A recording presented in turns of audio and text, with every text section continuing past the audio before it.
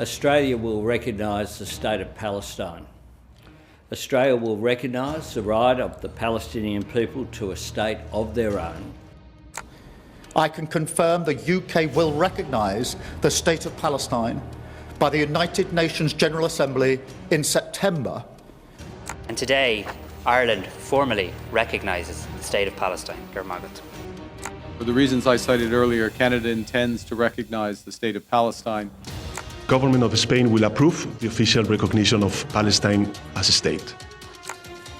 These efforts, these announcements, these meetings are key building blocks towards making Palestine independent, sovereign, viable state a reality. הכוונה של מספר מדינות באירופה להכיר במדינה פלסטינית היא פרס לטרור.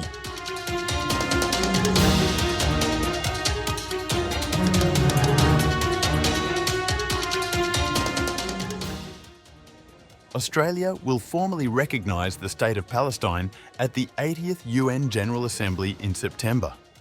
A landmark policy shift that Prime Minister Anthony Albanese on August 11th framed as part of a coordinated drive to revive the stalled two-state solution and bring an end to the war in Gaza. Today I can confirm that at the 80th session of the United Nations General Assembly in September, Australia will recognise the State of Palestine. Australia will recognise the right of the Palestinian people to a state of their own, predicated on the commitments Australia has received from the Palestinian Authority. We will work with the international community to make this right a reality.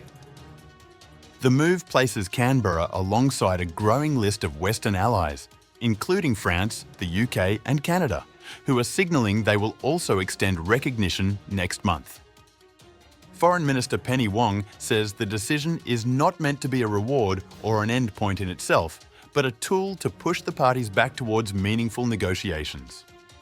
Australia will recognise the State of Palestine at the 80th session of the United Nations General Assembly in September to contribute to international momentum towards a two-state solution, a ceasefire in Gaza, and release of the hostages.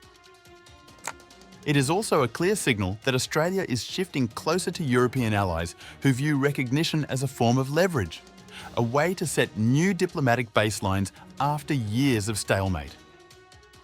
Under international law, a sovereign state is defined as having a permanent population, clearly demarcated territory, an effective government, and the ability to engage in international relations.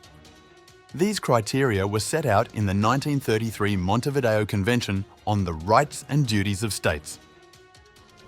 However, due to its long-running conflict with Israel, Palestine lacks universally recognised borders, a designated capital, a unified government and a standing army.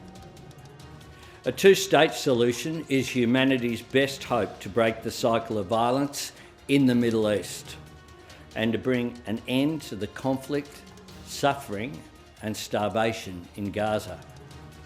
The international community's vision for a just and lasting peace in the Middle East always encompassed two states, living side by side with internationally recognised borders. Australia's recognition will come with conditions. Canberra says it has secured commitments from the Palestinian Authority, including governance reforms, ending controversial prisoner payments, overhauling education, pursuing demilitarisation, holding elections, and reaffirming Israel's right to exist.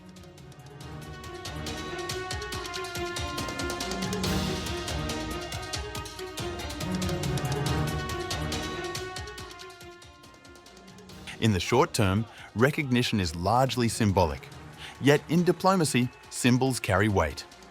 It could see the Palestinian mission in Canberra upgraded to a full embassy, open new bilateral channels, and bolster Palestine's influence in forums where it already holds UN observer state status.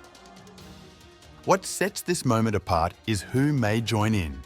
With France and the UK signalling their intent to recognise Palestine, they would become the first G7 nations and permanent UN Security Council members outside China and Russia to do so, leaving the US as the lone holdout. Analysts say this could raise political costs for Israel and strengthen the global consensus against indefinite occupation. Still, recognition will not redraw borders or end the Gaza war. The Montevideo criteria exposes the gulf between legal status and political reality, with occupation, internal divisions, and war-keeping sovereignty aspirational. Though coordinated recognition could reshape the diplomatic landscape if more NATO and G20 members align.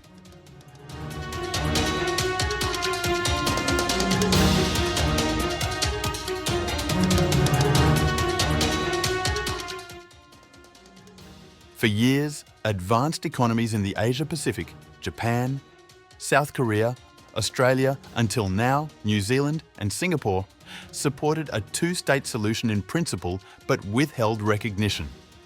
The reasoning was partly strategic: to remain aligned with Washington, to seek security assurances from both sides, and to avoid moves that could complicate relations with Israel.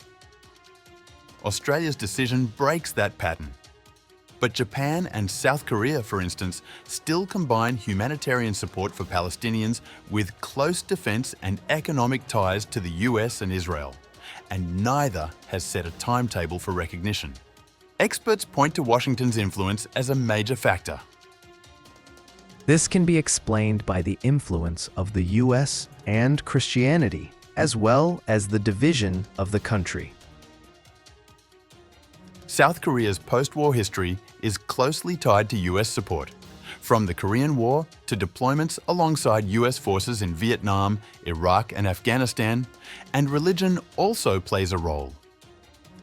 About 30% of South Korea's population is Christian, and about 40% of its lawmakers are Protestant. A lot of people in South Korea see North Korea as the enemy, and think of South Korea as being like Israel, which is surrounded by Arabs, and they feel close to Israel and Jews, thinking of Koreans as the Jews of Asia.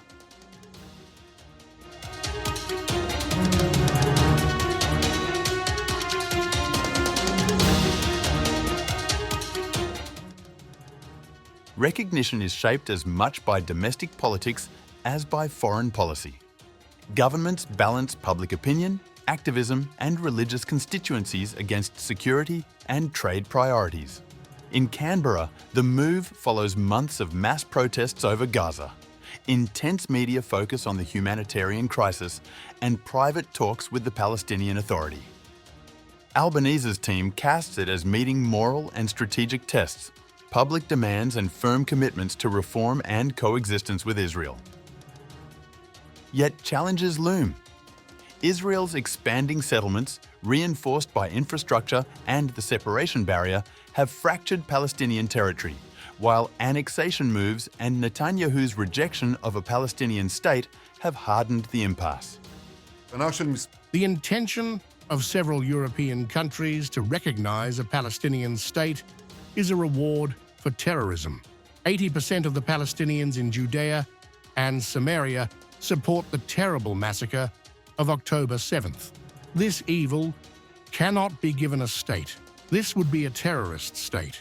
It will try to repeat the massacre of October 7th again and again. We will not consent to this. Rewarding terrorism will not bring peace, and neither will it stop us from defeating Hamas. Additionally, Netanyahu on August 10th said European leaders privately admit they fully support Israel's actions in Gaza, but won't say so publicly because they fear backlash from their growing Islamist populations. I think there's an issue here. And the issue is many leaders tell me, look, we know you're right, but we can't stand, in the face of the public opinion in our country, especially European leaders. They tell me that over and over again. And I say, that is your problem. It is not our problem. It is not our problem. Defining borders remains one of the most formidable challenges. Whether based on the 1949 Green Line with agreed land swaps or another negotiated framework, any deal will demand exceptional political will. In Gaza, the devastation of war deepens the hurdles of security, governance, and reconstruction. Internally, Palestinian politics are fractured. Western and Arab states reject Hamas as a governing authority. Yet public opinion remains divided, while the Palestinian Authority suffers from a crisis of legitimacy. Supporters of recognition argue that coordinated moves by major powers could reset diplomacy, clarify end goals, oppose annexation, and tie recognition to reform and non-violence. The Montevideo Convention underscores that neither territorial disputes nor interim control arrangements legally bar statehood. Ultimately, recognition is not the conclusion, but a fresh starting point, reviving the two-state vision and challenging all sides to demonstrate that a just and lasting peace is still achievable.